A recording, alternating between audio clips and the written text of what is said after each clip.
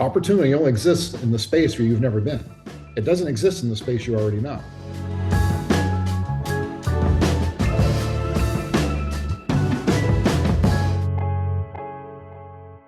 Hello and welcome back to Change and the Market, your weekly look at the changing real estate market. I'm your host, Brian, joined as always by our resident real estate expert, Mr. Chris Masiello. Chris, how you doing this morning? Hey, Brian. Hey, folks. Good to be with you. Fantastic. We're going to get right into it, Chris. Going to kind of follow on from last week and talk about, how the market has changed. Obviously, that's where we always start. But maybe the thing is that it hasn't changed too much. So what's our what's our angle this week, Chris? Well, it's the continuing developing perspective around things. And I was updating our PowerPoint deck that we send out along with this video to our staff internally, so they have a more deeper view into what's going on. And we source various industry articles for them.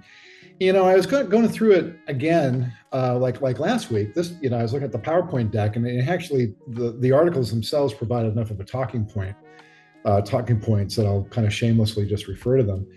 But one thing that really struck me was the fact that we're for as much as we're seeing like a slowdown in annual sales, and there's a lack of inventory, and those are certainly the symptoms of the environment we're in. One of the articles I read that I forwarded everybody that I came across was foreclosures and mortgage delinquencies are at an all-time low. And so I think we have to understand this to be an actually pretty stable time as it relates to housing.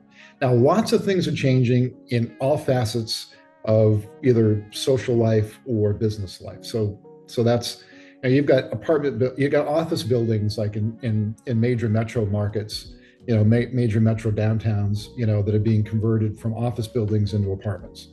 There'll be a lot of different solutions for housing. But I think we need to really understand this as really a pretty stable time. If we take a look at our unit sales, we understand what our unit sales are generally going to be annually, then we can adjust to that workflow. If we take a look at inventory, we understand what that's going to be. And we still have appreciating sales prices. And so we have, again, this total realignment of an industry.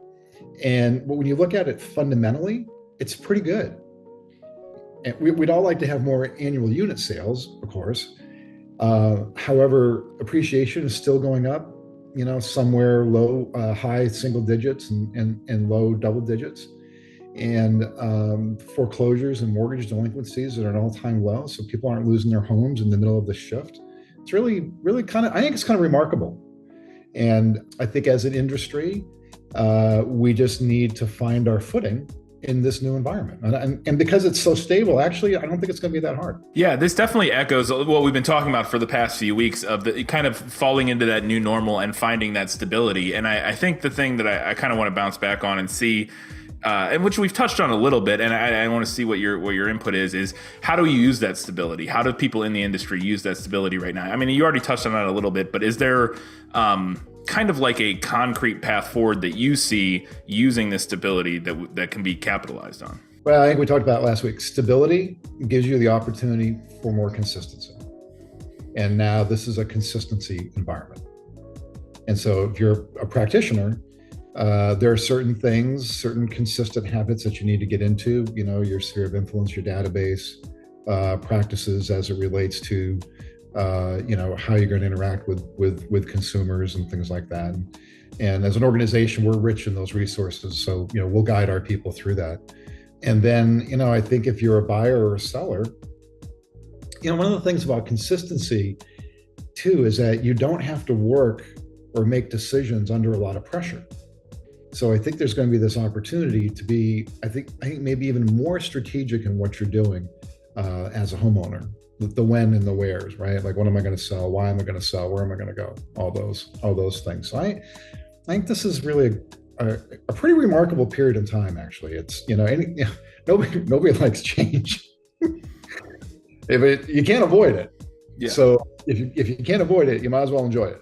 And I think this falls into that category. Yeah. So then broadening that out beyond the scope of real estate to kind of wrap things up today, how do you approach stability in your life? What do you find instability in your life, and how do you think you can expand that to everybody else? And what should we be looking for when we're in a place of stability in our own lives? We've gone from a very volatile environment to a very stable environment.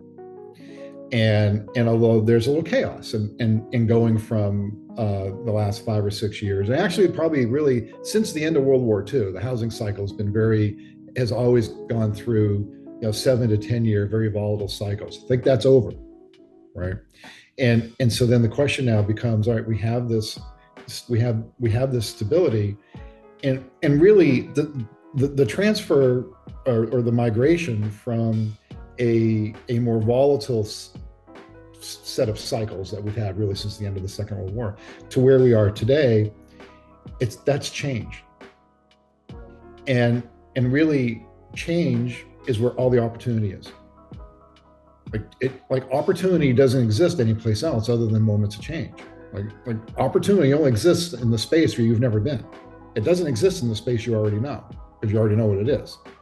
And I think now this is really a time to really, for people, whether you're in the industry or buyers and sellers, this is a great time to just assess and use this cycle of change to your advantage, because that's where all the opportunity is. Yeah, and I think just to kind of put a bow on it, I think the thing that's really interesting about this perspective is that initially I was a little like, because you're talking about finding opportunity in the change, and I'm like, well, we're talking about stability. But I think the thing you're getting at, the point that you're hitting on, is that in that transition from the volatile state that we were previously in into stability, that's the change moment. That's the kind of the fulcrum that you're talking about. And then using that period to find that opportunity moving into the stability. Is that kind of the angle you're going for there? Yeah, no, thank you for that. Yeah, I mean, so when you're going through change cycles, okay, you have the cycle you're leaving, the change point you're leaving, to the new point you're going to. And that gap, okay, it can be measured by minutes, it can be measured by days, it can be measured by months, years, it depends on the circumstance. But in that gap is where all the opportunity is.